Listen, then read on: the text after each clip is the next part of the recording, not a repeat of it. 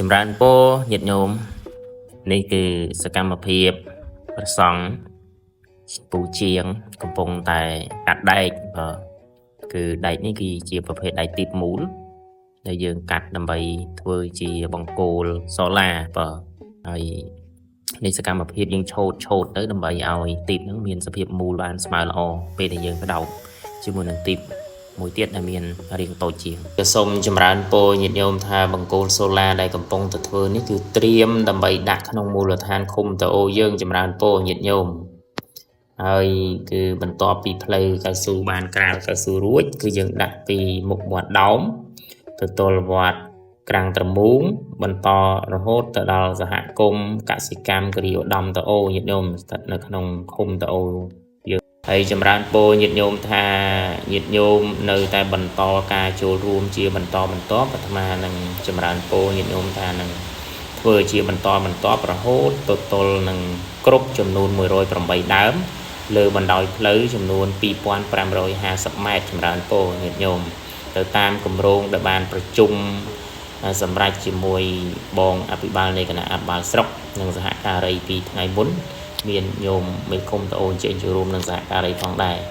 ចម្រើនពរញាតិញោមថាបង្គោលសូឡានេះគឺយើងធ្វើដោយយកចិត្តទុកដាក់មែនទែនដោយគិតពីគុណភាពនិងសោភ័ណភាពការប្រើប្រាស់សុវត្ថិភាព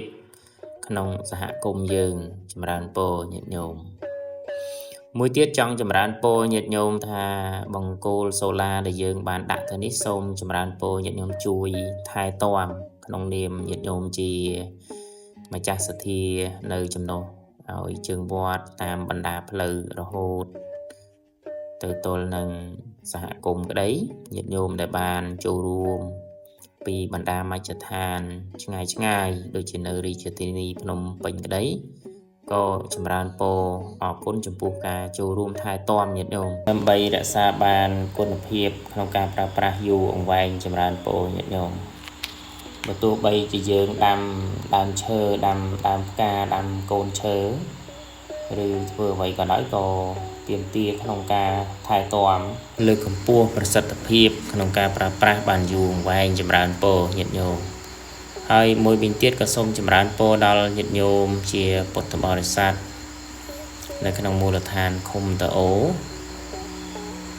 ទាំងអស់ទាំងញាតិញោមនៅគ្រប់មជ្ឈដ្ឋានទូទាំងប្រជាជាតិកម្ពុជាចម្រើនពរញាតិញោមបង្គោលសូឡាគឺត្រូវការច្រើនពររហូតដល់108ដើម